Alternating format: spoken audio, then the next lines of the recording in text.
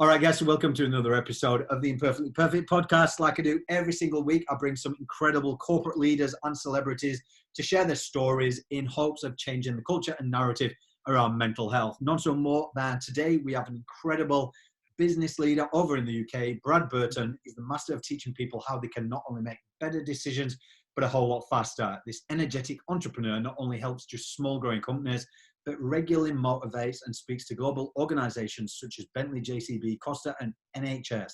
An author of 4 business books, is also the UK's highest rated 5-star business author on Amazon and a founder of 4 Networking, which is the UK's largest joined up national business networking organization. Before we do get started, there is something that I do want to bring up because it's a quote that goes by: your success or failure is defined by your ability to make decisions. Want more success, make better decisions. So we're going to get touching on that, but first and foremost, welcome to the show, Brad. Cheers, Glenn. Glenn, you know what's lovely about this? Technology, and this whole situation, this last 12 months, which has been up and down, let's be quite clear. However, what's lovely as a result of COVID, I've met you, we're pals. No. Exactly. And to put it in context a little bit, there is a new application out called Clubhouse, and I've been in the UK for 17 years, and I stumbled upon yourself, and literally my wife walked into the room as I was listening to you sharing your knowledge and wisdom, and she said, "What are you laughing at?" I was like, you just resonated with me because you keep it real, you keep it true, you speak about your vulnerability, you share it, and you turn your vulnerability, your adversity into positivity. So Glenn, if I think about my life, I mean, first and foremost, laughing, fun is a thing. If you're not having fun in your business, why are you doing it? And that's what I have, is that I have fun. I'm always, there's fun and happy are my 2 main driving forces for business, which is bizarre. But it really is, from my perspective, you talk about adversity, I've had a nervous breakdown many years ago, and we'll talk about later. I've had a burnout. So I understand mental health is a massive thing. And I was talking about mental health before it was cool. Like, genuinely, I've been on this thing last 2012, wrong way, mirrored. 2012, I wrote that one, and actually, I wrote about my breakdown, and it was 2.5 years to fix up. So I get it more than most, but I'm also not embarrassed about anything. I'm not scared to talk about it. And I was talking about this, like I say, in the UK before anyone even, genuinely, I was way ahead of the curve, as I often am.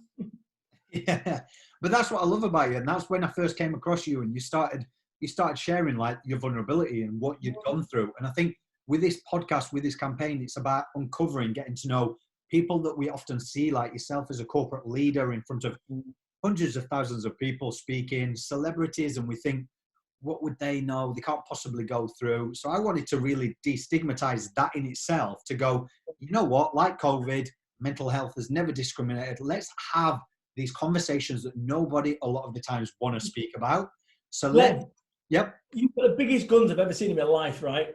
Amazing, right? But you've been training obviously years. Now, what happens is when you first started training, you never had these big pythons that you've got, right? And what happens is when you go to the gym, you lift the weight up. The idea is that you rip the muscle so it grows back stronger. Your brain is a muscle. Yeah. And there comes a point that you go to a gym and you can't bench press it. The weight's too heavy for you.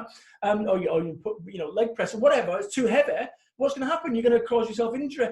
The same goes for mental health. And so many people don't see that. They just think they can keep piling on. But this it's a bit like having a pint glass. Once it's full, nothing further goes in there. And I know this, like I say, firsthand. It was interesting last year is that, let's be quite clear, it was a difficult, challenging year. And I run a network with thousands of members in the UK.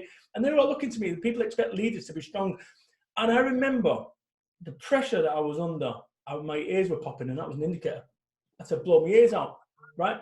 And what I was doing was, before COVID, I'd have coping mechanisms called going to the gym. I'd go to the gym, I'd listen to me drum and bass, talk to my mate while I'm driving there, 45 minutes drum and bass, then come back and eat well. Then all of a sudden, I knew this COVID thing was coming. So what happened is I was like panic buying 8 weeks ahead before anyone else was. I swear.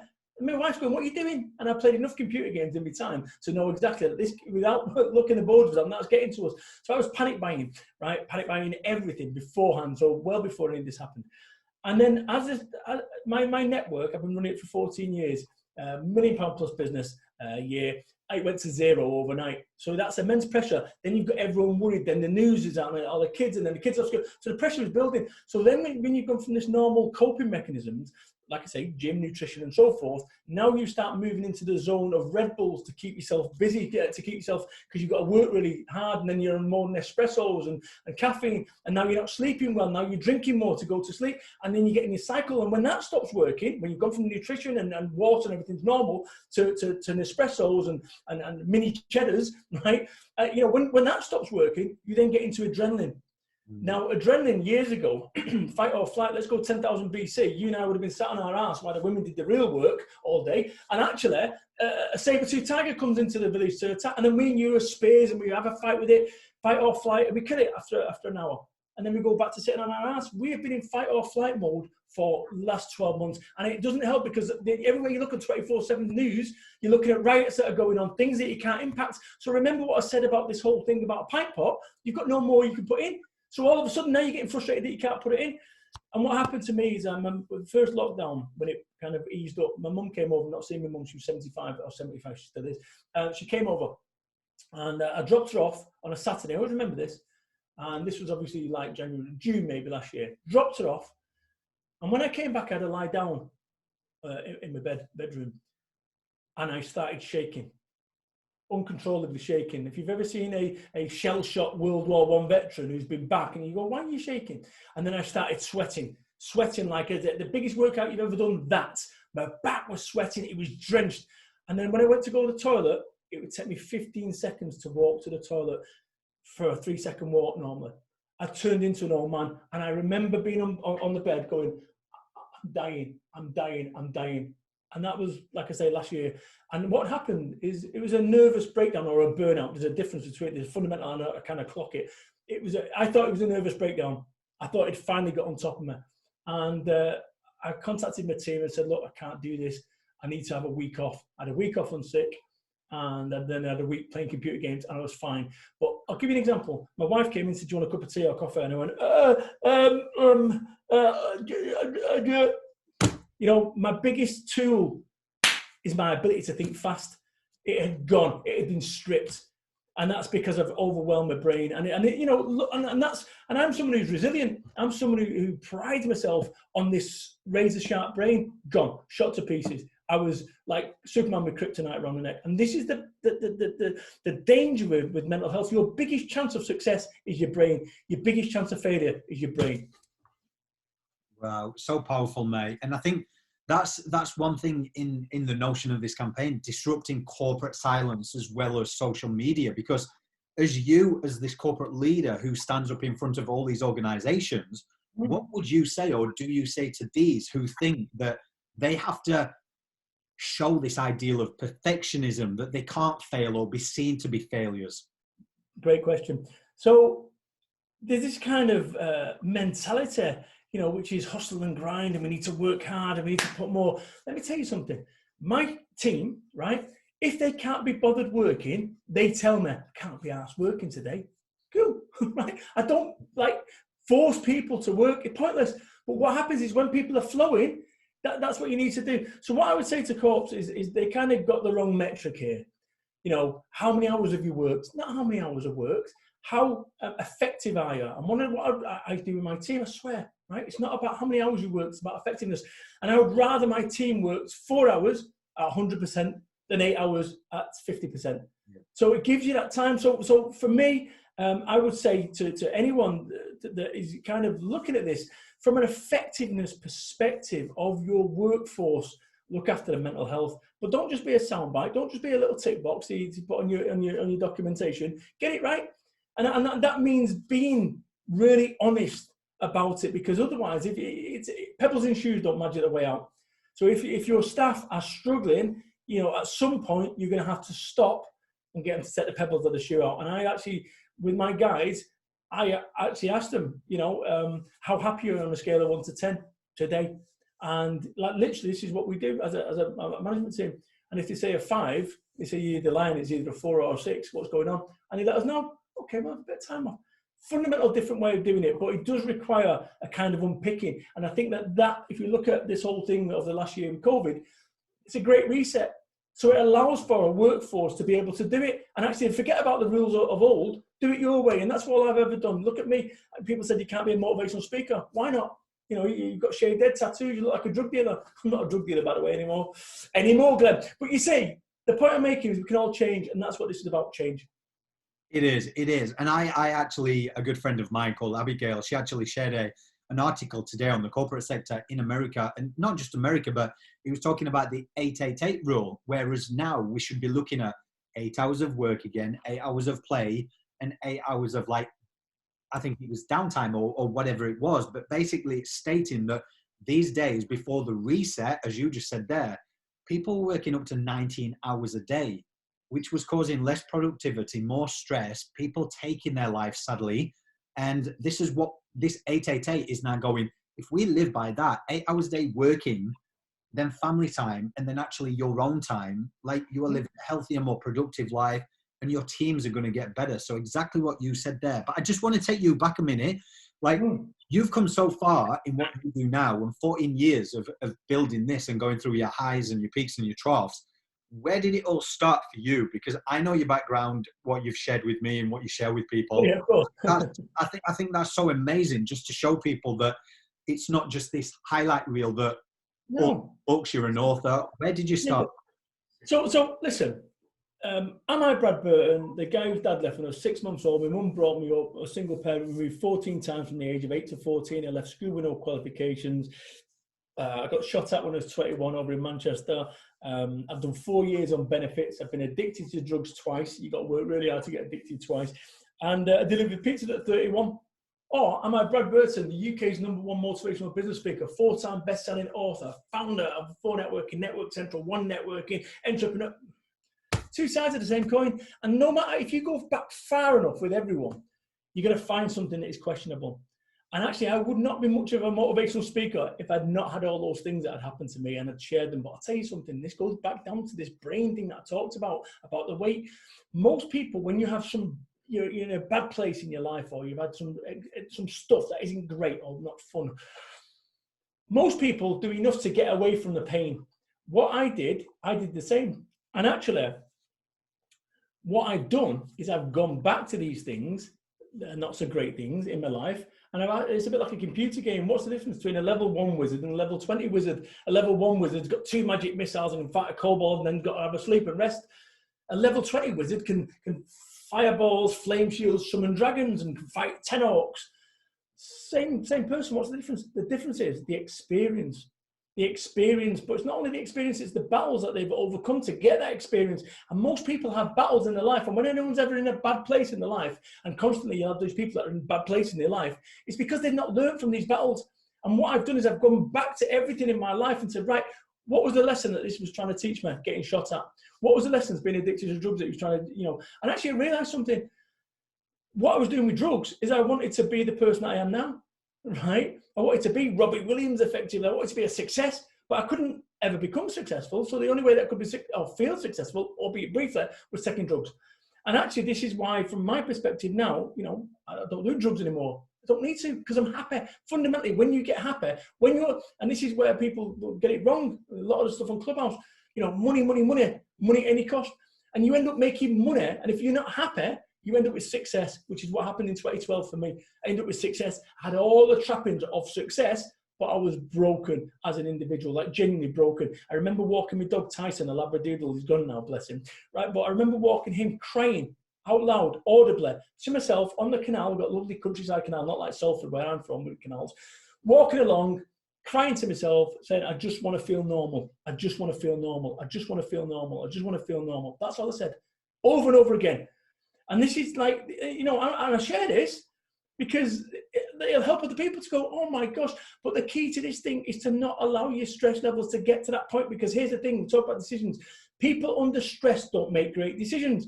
So when you're stressed, you're not making good decisions. And it goes back down to it. So you're stressed with work or home life or whatever, and you've got a load of money. That's when you can get yourself in a proper mess, because you've got no limits to what you can do. And that's when you get yourself further and further and further. And that's why people end up in bad places. So people under stress don't make great decisions. So when it comes to making decisions, where you end up is a direct result of your decisions, good ones and bad ones. So I will not make a decision when I'm stressed. I won't do it. So what I do is I make better decisions faster. And I've got a methodology that I can share with you in a second that helps with that. But I will not make a decision whilst I'm stressed. because people under stress don't make great decisions.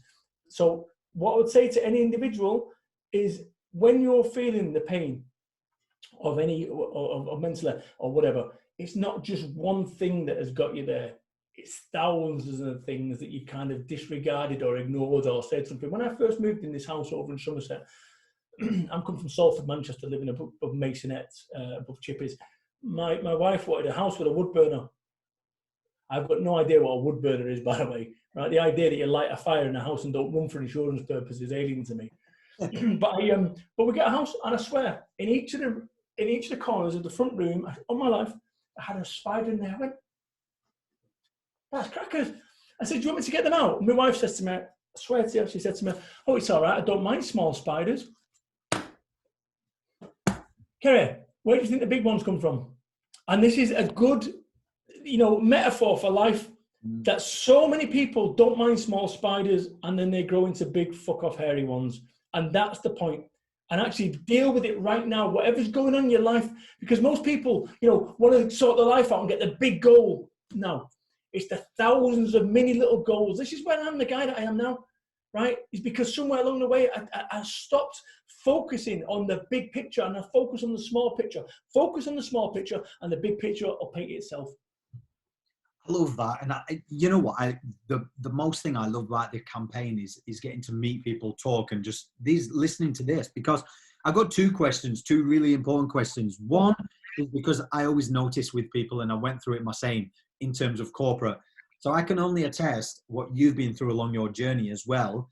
Where you are now, was the moments, and could you explain that what you talk about experiences there and about your family and your missus, was the times, like a lot of people do, where you're telling yourself you're doing all this so you can spend more time with your family, but in reality, they're only seeing dad and husband, not there. So like, you're just telling yourself a lie, and that's where you've got to a place now where you're like, that's BS as well. You need to know. So yes, I have, but yes, I'm still guilty of that.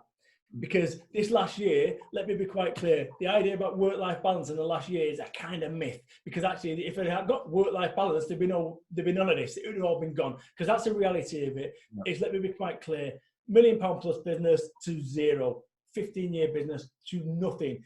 And actually, you've got bills to pay, offices, staff, that was not a great place to be in. But yes, that's why I do it. My children's tattoos, that is why I do it. And that's why, anytime I need to draw strength, let me explain something. There's a really poignant point to this.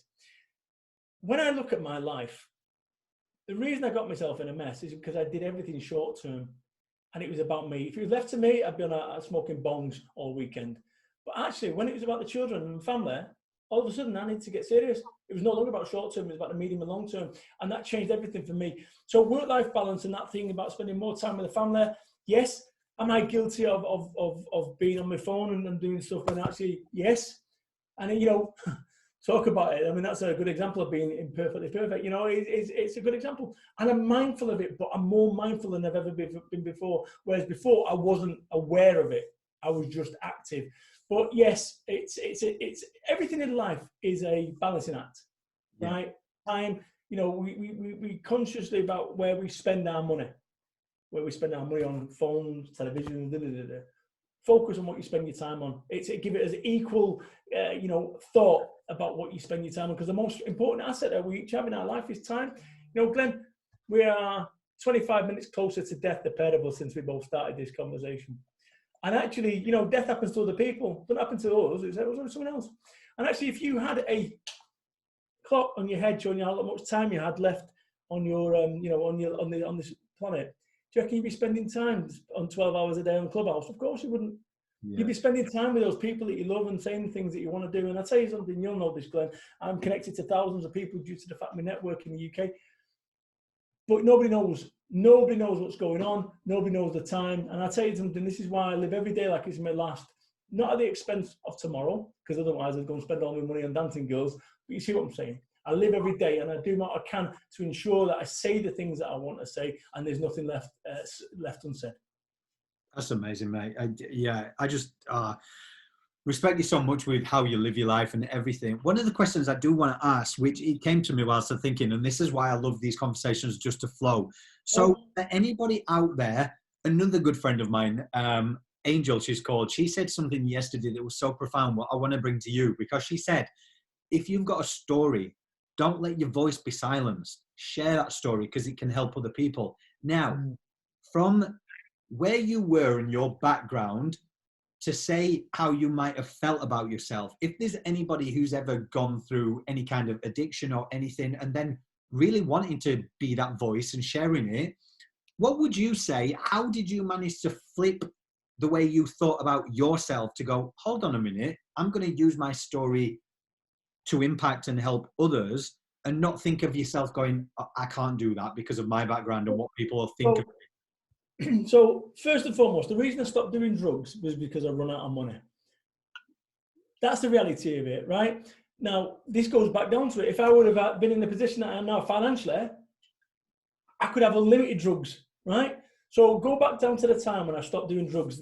I remember I got paid 2008 on payday. I owed 3001, and that was before I paid me rent. And actually, this is the point where you'd go and steal your mum's Hoover and sell it to cash converters or stop doing drugs. And I made the decision to stop doing drugs, which was about the right time because my children came along shortly after. When it comes to my story, me getting shot at back in 1995, 2007, 2008, I got the Salford City Reporter contacted me. I've just started my business off 2 years before, and they wanted to do a full page piece on me. That would have meant me letting everyone know who and where I lived. I said, I'll ring you back. Let's do it. I made the decision. I made the decision to go loud then, right? That was a turning point, a crossroads. Remember what I said? Where you end up in your life as a result of your good decisions, good ones or bad ones. Want more success, make better decisions. And I made a decision then, and that decision was to go loud, to stop hiding. Hiding isn't a strategy that can work forever. It's a strategy that ultimately doesn't work. So I stopped hiding, and that's the point. And I realized something, that never mute your own brilliance because it's too loud for somebody else. And that's what I did. People said, Brad, you're too loud, you're too northern, you're too sweary, you're too this, that, and the other. Right? And actually, I've done okay as a result of that. So all these things that people said I shouldn't or couldn't be, I've done it, and I've outpaced them. And as a result of that, you're going to get people that say, well, he's a dickhead, or is this, that, and the other, because they don't want to admit that actually they're jealous or whatever. That's life.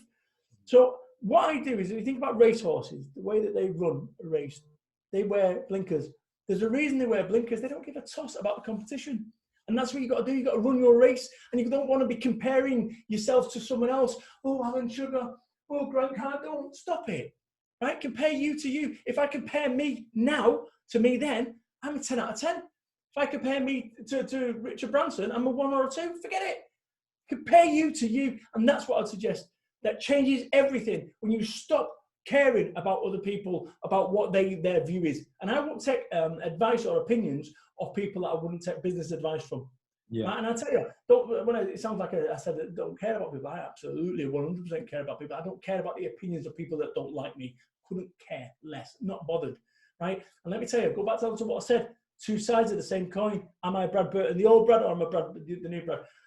And what I would say is that people who like me would say I'm driven, I'm assertive, I'm motivational, I'm kind, and People that don't like me say I'm aggressive, swearing, and so forth. Two sides of the same coin. The only way that I'm ever going to be able to appease those people that don't like me is by changing all the things that people in the world like me for. And that's why people end up in the wrong places or bad places, because they end up changing or being osmosis about other people, and they forget who they are. And that's when you end up living a life that isn't your life. So true. It's so true. And it comes back to that whole thing about things start progressing or things start happening in your life when you step ultimately into your truth. Stop living for others and live in your truth. So ultimately, mate, I want to ask you one big question I'll ask everybody. With everything that you've just brought up and with everything that you live and you stand for, what does being imperfectly perfect mean to you? I think it's a battle of self. I think there's a battle going on right now with every individual. And it certainly was with me. It was like Brexit, 51% good Brad, 49% destructive Brad. So I don't say good.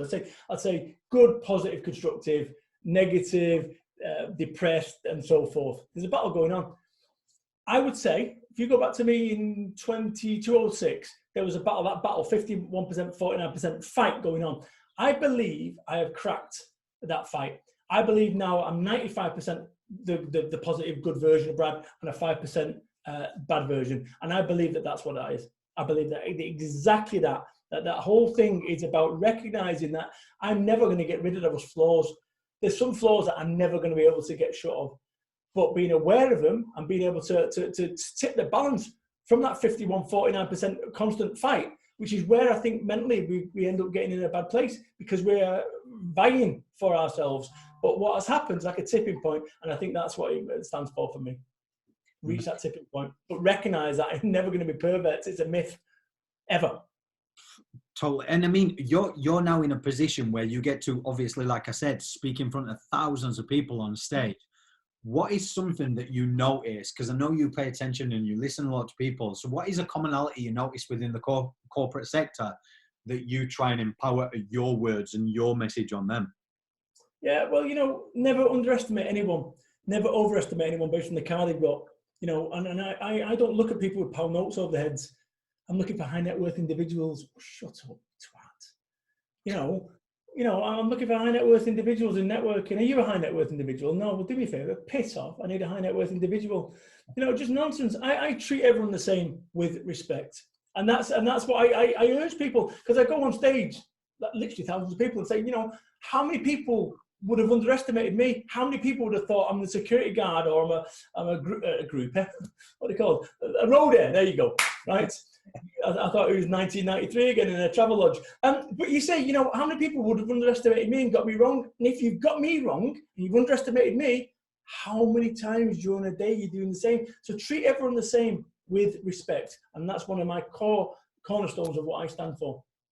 See, I'd love it if you've ever had an experience where you walk in, because the way that you describe yourself when you walk in, tats, bald head. Have you ever walked into one of your events and people were talking to you and you actually get up on stage and speak? Has that happened? Numerous times. So once I was speaking at an event and I was back in the wings of an auditorium or whatever, and the person, the stage manager or whatever, thought I was a bodyguard for the previous speaker, which is like fascinating. It was quite cool. As a bloke, I quite like that about me. But listen, I play up to it. Of course I do. I'm good with it because I know what I am. Yeah. I know I've got a face like a potato. I know I look like a football hooligan. I know I look like a drug dealer. I recognise that. I could sit there and go, oh, what I need to do is I need to wear a wig. It's done. I've got this face. There's nothing I can do about it. And I think that almost looks at, from a life perspective, it's a bit like this. You've got Gordon Ramsay, and he's got the most amazing kitchen surface and all the ingredients, and I've got one right next to him, and we're both making it. He's showing me how to do souffle, right? Okay. His souffle comes out amazing. Mine comes out like terrible. It looks terrible. It tastes terrible. Everything about it. What's going on there? And actually, what the difference is, we've got the same kit, is experience. And I've experienced enough to recognize that, my ingredients are what they are, right? My recipe, that's changed because I still had these old ingredients back in the day, but I tried to fit into corporate, and I've never fit into corporate because I was always a northerner, the daft northerner, who nobody could understand, who wore a cheap suit. And actually, at the point when my life started working was at the point when I went, I can't win that game, right? But what I can win is the game of being the UK's #1 motivational business speaker. And people go, well, how did you become the UK's #1 motivational business speaker? I just made a website and said I'm the UK's #1 motivational business speaker. But people go, oh, well, you can't do that. Why not? It's a bit like seeing a £20 note in a nightclub on the floor and going, Glenn, pick it up. You go, oh, no, you pick it up. Go on, Glenn, pick it up. No, you pick it up. Next thing, somebody picks it up. And now me and you are recriminating soldiers to pick it up. You as Nero. Right? And actually, this is the thing, is that what you've got to do, go back to what I said before, never mute your own brilliance because it's too loud for somebody else. Don't let people tell you. I had my bank manager tell me I couldn't start a business off. I didn't have enough working capital. Oh, you mean money? Right, why do people make it more complicated? 25 grand in personal debt. My wife told me to go and get a proper job, at least you know where you stand. Really? In today's environment, you really know where you stand with a proper job? No, you don't. When you run your own business, you know exactly where you stand. Skin, get used to it. But you're not going to starve to death. You're going to find a way. We always find a way. And often in life, it's one of the things that I've realized is that when it starts getting serious is when you've got rid of the safety net. right? When you've got a safety net, it's like, I've got redundancy, I've got 6 months worth of money, I'll get around to it tomorrow. When you've got no money, that's when you're going to get serious. And that's what I'd say about anyone who's contemplating right now. 2 things that got me through, by the way. I've got my notes here. 2 things that are useful. Last year, when it was all going wrong, I recognized something, that you can't delegate responsibility, right? Those challenges and problems in your life, yeah, you can have a talk about them, but ultimately you've got to sort them out. And when it gets tough, and it will get tough, I want you to say this to yourself. Get a piece of paper, like I swear to you, I've got it here, A3 piece of paper, somewhere knocking around this house, in this room, which I wrote, what does this make possible? When COVID hit a year ago, what does this make possible? And I ended up doing the business plan for my phone networking online, took my once 5,000 networking meetings around the UK face-to-face, gone, took it online. What does it make possible? And when it gets tough, and it will get tough, I want you to think that you're reading a book.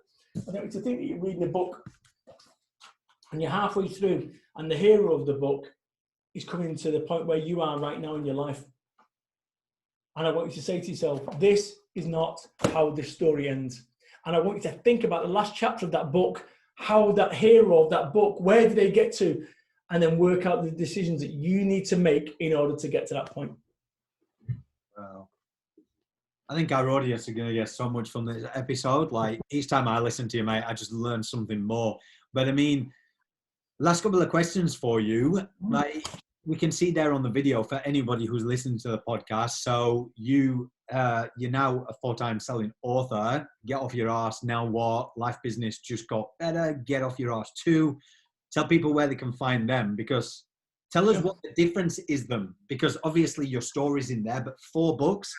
Explain a little bit about them, mate, because I know people will get so much from them. Yeah, totally. So my first book called Get Off Your Ass was me realising, changing, and it talks about the reality about setting up a business with no money, with a wife that's telling you to go and get a proper job and what have you. And that kind of charts what I've done with phone networking, how I started it off. And what's lovely about this is they're like little diaries and time codes, but it intersplices with my life. So Get Off Your Ass is perfect for people who are thinking about starting a business. Get Off Your Ass 2 was really about me building on a business where I've got a business that is now seemingly, my life has changed and actually, you know, it's working now. And Vindication, it was my first step into being a kind of motivational speaker and actually changing from being business to motivational. Life business just got easier. Brilliant. That's the one that everyone talked about. And that's the one where my third book, where I talk about a nervous breakdown. I had a nervous breakdown in it. It took me 2.5 years to get fixed mentally. I'm all right now. Right? But I would hope that I can never write that book again. I would hope, I'm not religious, to God, that I could never write that book again, because I was dark. But what it allowed me to do was to capture, and it was almost like a tectonic plates had shifted. It allowed me to get to thoughts that I'd never thought I knew they was there. So life business just got easier for people who are struggling, I think, mentally, or got challenges in their life and they're kind of really not certain of their next step. Now what? I reached a point where at 42, 48 now, at 42, I'd got everything that I could ever dream of from a material perspective. I'd reached every single one of my goals. And bear in mind, 31, 11 years prior, I'm delivering pizzas. Right? So now this kind of working class lad has now got everything that he could ever wish for from a material perspective. And it was like, now what? And that's when I realized that the secret of life and the secret of success is nothing to do with money. It's to do with being happy. And fundamentally, I don't care how much money you've got. Answer this question: how happy are you on a scale of 1 to 10? Because actually, if you've got millions of pounds in the bank and you're unhappy, then guess what? You're doing it wrong. And that's where I'm at. So that's pretty much a good overview. But any of them will work. Like you can read them independently, but they're all joined together and they kind of loop back. But like I said, they all work independently. If you was going to start on one, I'd suggest you start on Now What a Life Business Just Got Easier. It's funny because I'm on your last one when you shot them over to me. Like I read one of them, I think, in 2 days because I couldn't put it. And I love the progression. So you've literally, a lot of people do an autobiography, whereas you've taken us on a journey. And I haven't told you this, but I bought myself a diary and started writing my thoughts down each day since reading one of your books. Because I was like, someone said that to me once and goes, you know, when you were struggling, did you write it down? I was like, no, because I wanted to get through that part. Let me show you something.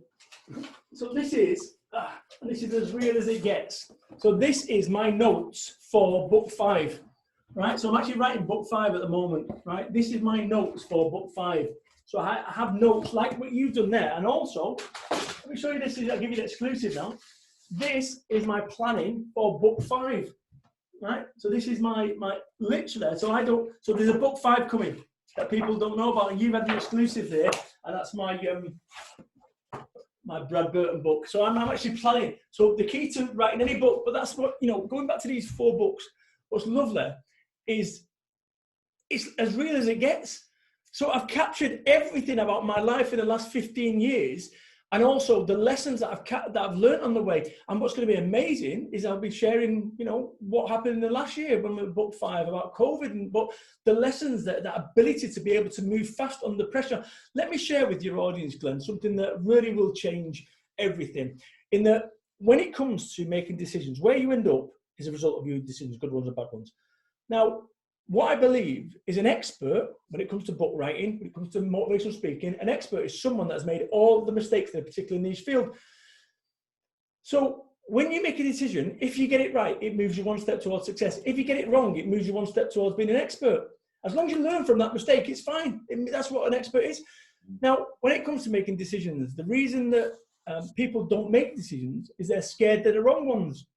Right? The only time you realize whether it's a right or wrong one is after the event. No one, including me, wakes up and says, I'm going to go and fuck up today.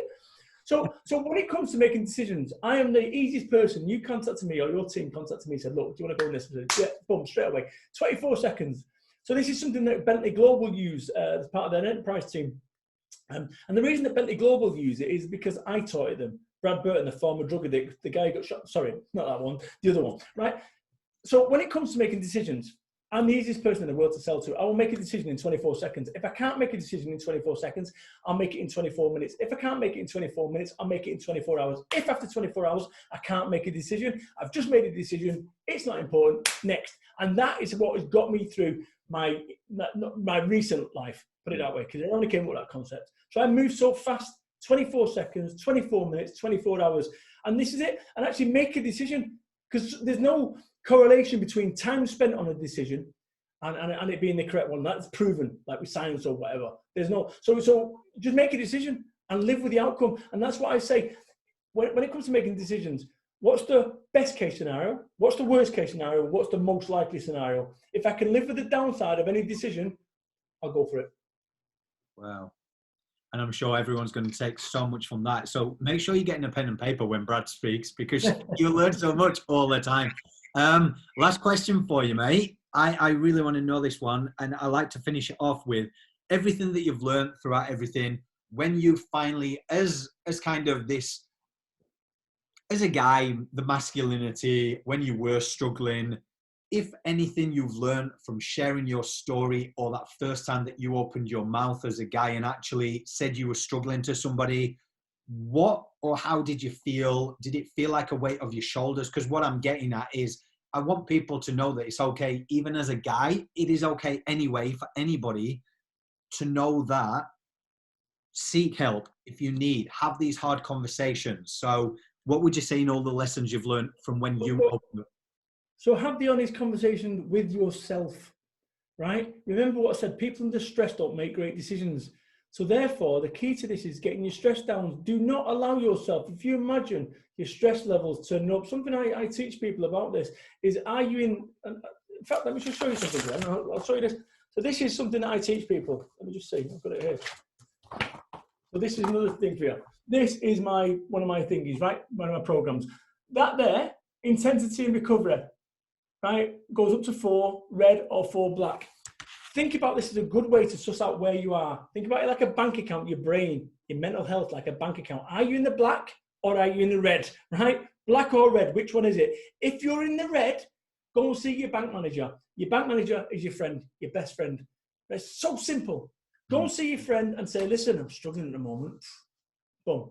Right? That is the hard conversation that you need to have. The first one with yourself to say, I'm in the red or I'm in the black right now. So the way I do it is on a scale of 1 to 4. So black 1 to 4, red 1 to 4. Okay? If you said to me now, what's my stress, which one am I as of right now, I'll be a black 3. Now here's the thing, what happens is when you're like red 3 and red 4, and last year I was red 4. But I had to work, because if I didn't do it, the business is going to go, and I just kept going and going and going until I couldn't go anymore. So when, you're like a red 2 or red 3, you can't suddenly go, oh, well, I've got a day off tomorrow. I'm going to go to the beach with the kids and the family. We'll have an ice cream and we'll have fish and chips. That's just going to the beach for a day with ice cream and fish and chips. And what you'll do, you'll move it down maybe half a point. You don't go from 4 to black. It doesn't work like that. So think about this. This is like almost like a dial, right? And you go and rev a car, I don't care how powerful it is. You go and rev a car, a Ferrari, with no oil in it, you're going to damage the engine. And actually, if you go and rev a Ferrari, no matter how thing it is, how powerful it is, if you rev it too much in the reds, you blow your engine. Same principle. Use these principles. And this is what I teach people. It's that whole thing there. So think about it. Are you in the black? Are you in the red? If you're in the red, go and speak to a friend of yours. That is the first thing you need to go and do. Speak to your best mate and say, listen, I'm struggling at the moment. Bosh done. Right? And that's it. It's sorted. But what we end up doing is we think, well, I can't because they've got problems at the moment. I can't. Blah, blah, blah, blah. But what you've got to do is once you caught this, I've got a team around me. I've got hundreds of people that are on this caper. So I know that when I speak to my team and I can see the stress, I say, what's your number at the moment? Oh, I'm red 1. Cool. Do yourself a favor. Get tomorrow off. Get Tuesday off. Blah, blah, blah, blah. So we're on it. So we've got a way as a management team to be able to say, how happy are you on a scale of 1 to 10? What's your stress levels at the moment? Oh, I'm black 2. Perfect. You know where people are. Because actually, if people are stressed, giving them more work when they're stressed doesn't get it done. It just gets them more stressed. That's so powerful, man. And see, every time I listen to you speak, I learn something. Like the way to look at it.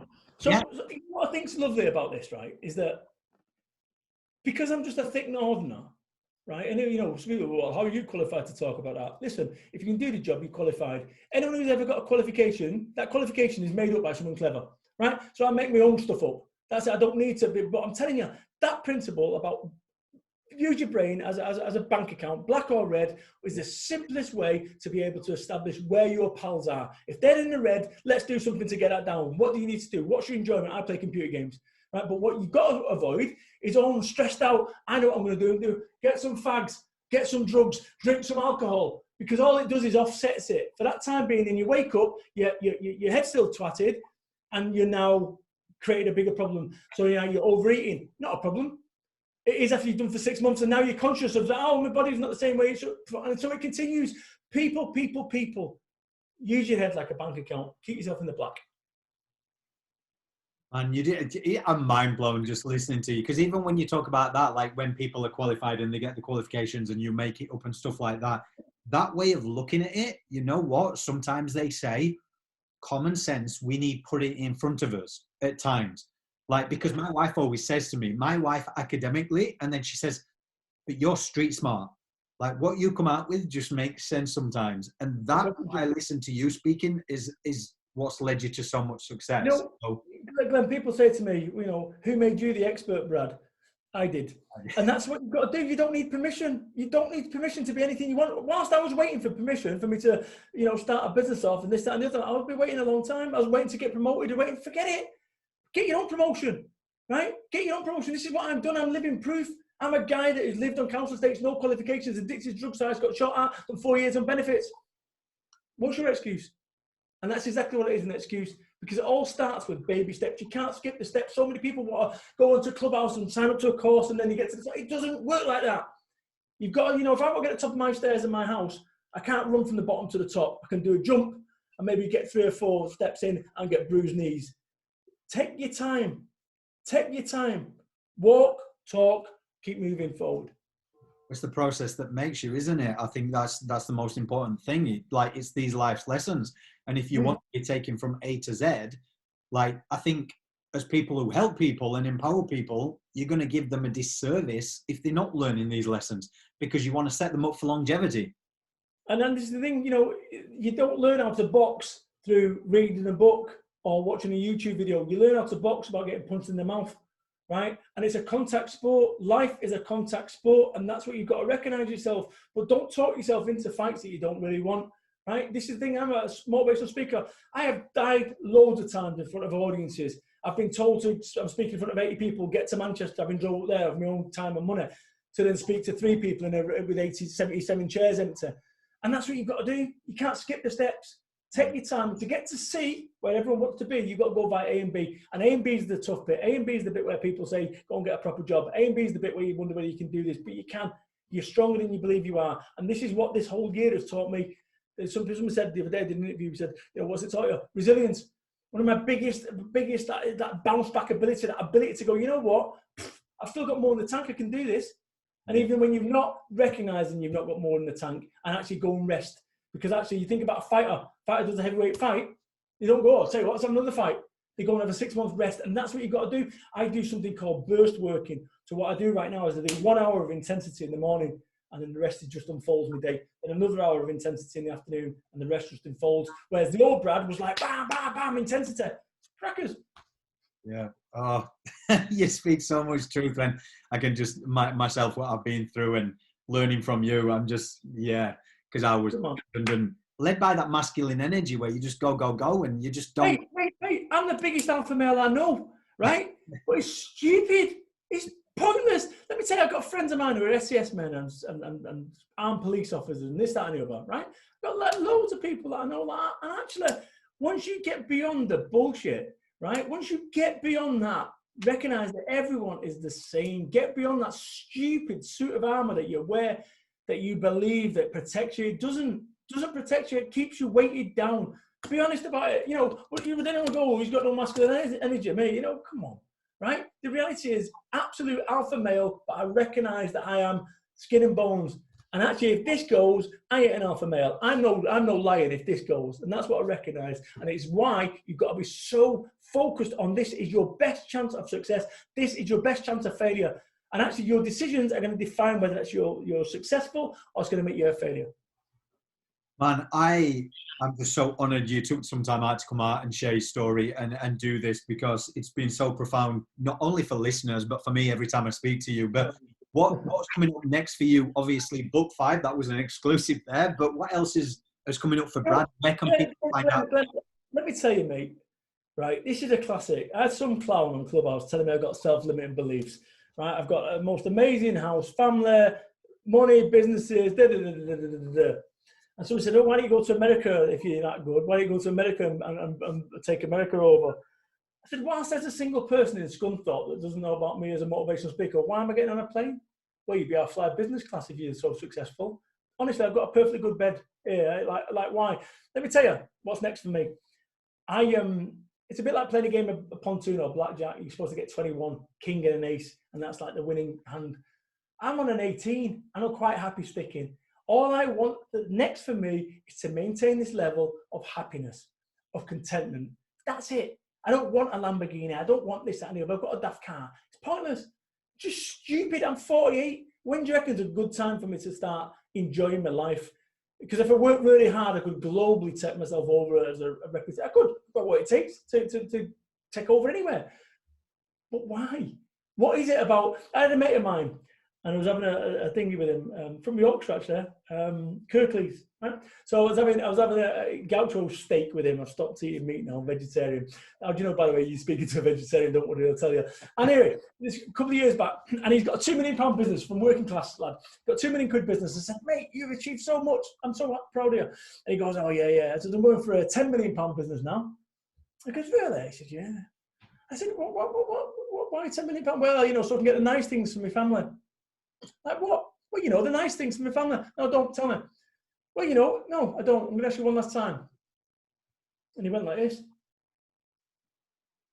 I went, mate, how old's your boy? He said 5. I said, how long is it going to take you to get this £10 million business? He said 8 to 10 years. How old will your boy be then? 15. Do you reckon he'll still want to go to professional wrestling with you? Do you reckon he'll still want to play football with dad? No. So why are you doing it? To get the nice things. Maybe the nice things is that you go spend some time with your boy now and actually don't worry about building your business. And he blew his head off, and as a result of that, he changed his direction. And that's it, and I tell you. So what's next for me? Mate, I've achieved I've completed the game of life, right? And I'm just happy to be happy. And I hope I can continue to be healthy, and I can continue to be content. Truly content with my life. Like, genuinely, I want for nothing, and it's just wild. And my whole MO is to make a positive difference and do what I can to help other people realize their dreams. And it's not like you come to my mastermind group and I'm telling you, that's not me. I'm genuinely out there to try and make a positive difference and show people that actually, look, if I can do it, you can do it as well. But you've got to find your level. You've got to find what's right for you. There's a reason that Elon Musk wants to go to Mars. That's him. Elon's a joker. He could go to Jupiter. Dicking about with Mars. When does it end? When does it end? When does it end? And actually, for me, that chasing and constant striving, it's already ended. I'm quite happy maintaining. But it really, oh man, it just oozes off you, your energy. You can tell you're in a contented place and just happiness, mate. But when I wrote this in 2012, I wasn't in a good place. On a scale of 1 to 10, I said how happy I was. I was a 1. I was broken. It took me 2.5 years. 1 to get to 2 to 3 to 4 to get my mental health back. It took me 2.5 years. Wouldn't it have been better if it didn't break my mental health? Trying to pursue, what I got. Success. I was ill. For what? Because I was trying to get a big business and a big office and pointless, absolutely pointless. So anybody listening out to this, you're an entrepreneur, solopreneur, corporate leader, take these words from Brad because he's been through the ringer, as we say back home. Well, let me just say one thing about this. I'm not anti-money in any way or form. I'd rather have more money than less. Let me be quite clear. But what I say to people is be ambitious, be driven, but be happy. And when your drive and ambition is causing you to be unhappy, you found your level. Yeah, that's it. Be happy there, right? That's it. Peg it. Boom, done. This is where I'm at. So I've got, like I say, sensible setup now and what have you. But I'm ambitious, I'm driven, but I'm happy. And actually, if I was to push really hard, I could make more success, but my happy would probably come down. I'm quite happy pegging it just here. Man, amazing. Where can people find out about you and where can people get your books as well? Yeah, Amazon.co.uk is where all my reviews are. So I know you've got a global audience, but just Google Brad Burton, and anyone's got any speaking gigs that you want to go and drag out somebody who looks like a drug dealer. I'm not, by the way. Global there, bradburton.biz. You'll find everything that you need to do to work with me. And do find me on social media as Brad Burton. Good looking lad, face like a potato. Did it tell you about my religion? Let me tell you about my religion. One line. I've got a religion that I don't like to talk about. It's called Bradism. Help many, hurt few, live life. And if you can live your world to that basis, help many, hurt few, live life, life will be a whole lot easier. Mate, that is going to be the title for this episode. That is amazing. So I just want to say on behalf of me, behalf of the campaign, everybody that's listening, thank you so much for what you do in this world. Thank you for being a part of the campaign and getting behind the global efforts, just simply to change the narrative around mental health and get people speaking. So thank you very much, mate. And guys, you can find all the links and everything about Brad on this episode, which will be out shortly. So please remember to go to Spotify, iHeartRadio, give us a share, like, and subscribe to the channel. But until next time, guys, keep having the hard conversations because it's the hard conversations that are going to save lives.